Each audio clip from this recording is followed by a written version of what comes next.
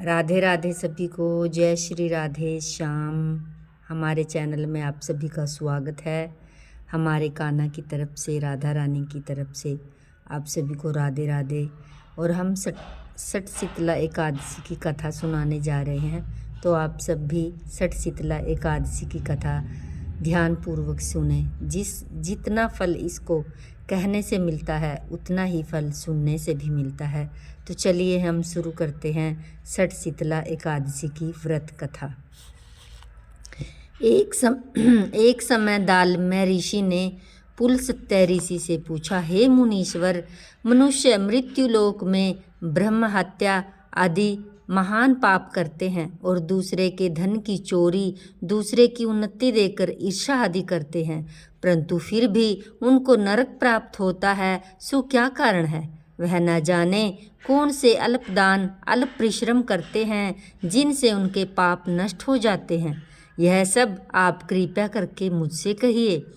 पुलस्त्य ऋषि बोले, मुनि, आपने अत्यंत गंभीर प्रश्न पूछा है। इससे संसारी जनों में बहुत लाभ होगा।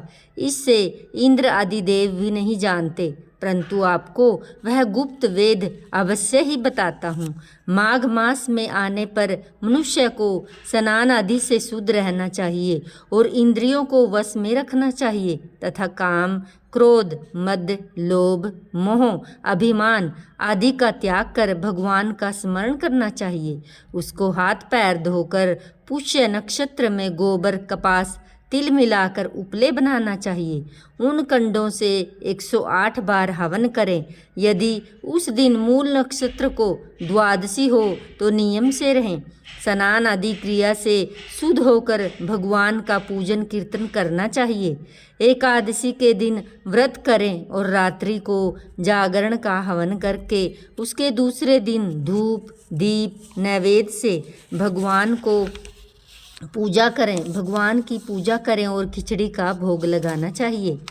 उस दिन कृष्ण भगवान का पूजन करना चाहिए। उनको पेठा, नारियल, सीताफल, सुपारी आदि अर्घ्य देना चाहिए। हे भगवान, आप अशरणों को शरण देने वाले हैं। आप संसार सागर में डूबा हुआ उद्धार करने वाले हैं। हे पुंडरीकाक्ष, हे कमल नेत्रधारी, हे विश्व भगवान, हे जगत गुरु, आप लक्ष्मी सहित मेरे इस तुच्छ को स्वीकार कीजिए। इसके बाद ब्राह्मण को तिल दान करने चाहिए। इस प्रकार जो मनुष्य जितने तिलों का दान करता है वह उतने ही सहस्त्र वर्ष स्वर्ग में निवास करता है। तिल स्नान, तिल का उबटन, तिलोदक, तिल का भोजन, तिल का दान, यह तिला कहलाती है। इससे अनेक प्रकार के पाप दूर हो जाते हैं। एक दिन नारद जी बोले, हे भगवान, आपको नमस्कार है। इस सठ शीतला एकादशी का क्या पुण्य होता है? उनकी क्या कथा है? सो कृपा करके कहिए। श्री कृष्ण बोले, नारद, मैं तुमसे आंखों देखी सत्य घटना कहता हूँ, ध्यान से सुनो। प्राचीन काल में मृत्युलोक में एक ब्राह्मणी रहती थी। वह सदैव व्रत किया करती थी। एक समय 1 माह तक व्रत करती रही। इससे उसका शरीर अत्यंत दुर्बल हो गया। वह अत्यंत द्विधिमान, परंतु फिर भी उसने कभी देवताओं तथा व्रतों से अपना मन अस्थिर नहीं किया। इस प्रकार मैंने सोचा कि ब्राह्मणी ने व्रत आदि से अपना शरीर शुद्ध कर लिया है, इसको वैष्णव लोक भी मिल जाएगा, परंतु इसने कभी अन्न दान नहीं किया। इससे इसकी तृप्ति होनी कठिन है। ऐसा सोचकर मैं मृत्युलोक में गया और उस ब्राह्मणी से अन्न मांगा। वह बोली, हे महाराज, आप यहाँ किस लिए आए? मैंने कहा, मुझे भिक्षा चाहिए।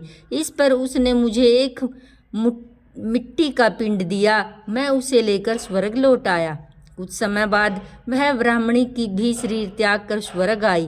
मृत्यु दंड के प्रभाव से उसे उस जगह का एक आम के वृक्ष सहित एक गृह मिला, परंतु उसने वह गृह को अन्य वस्तुओं से शून्य पाया। वह घबराई हुई मेरे पास आई और कहने लगी, हे भगवान, मैंने आपके व्रत आदि में तेरी पूजा की, परंतु फिर भी मेरा घर वस्तुओं से रहित। मैंने कहा, तुम अपने घर जाओ, देवी स्त्रियां तुम्हें देखने आएंगी। जब तुम उनसे षठ तिला एकादशी का पुण्य और विधि सुन लो तब ही द्वार खोलना। भगवान के ऐसे वचन सुनकर वह अपने घर आई। जब देव स्त्रियां आई और द्वार खुलवाने लगी तब ब्राह्मणी बोली, यदि आप मुझे देखने आई हैं तो षठ तिला एकादशी का महात्म्य कहिए। उनमें से एक देव स्त्री बोली, मैं कहती हूँ सुनो। जब उसने षठ तिला एकादशी का महात्म्य सुना दिया तब द्वार खोला। तब देव स्त्रियों के कहे अनुसार उसने षठ तिला का व्रत किया। इसके प्रभाव से उसका घर धन धान्य से पूर्ण हो गया। अतः मनुष्यों को मूर्खता छोड़ के षठ तिला एकादशी का व्रत करना चाहिए। इससे मनुष्यों को जन्म में आरोग्यता को प्राप्त हो जाती है।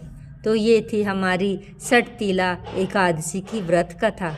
अगर हमारी षठ तिला एकादशी की व्रत कथा आपको अच्छी लगी हो तो हमारे चैनल को सब्सक्राइब करें और कमेंट में जय श्री राधे बोलें।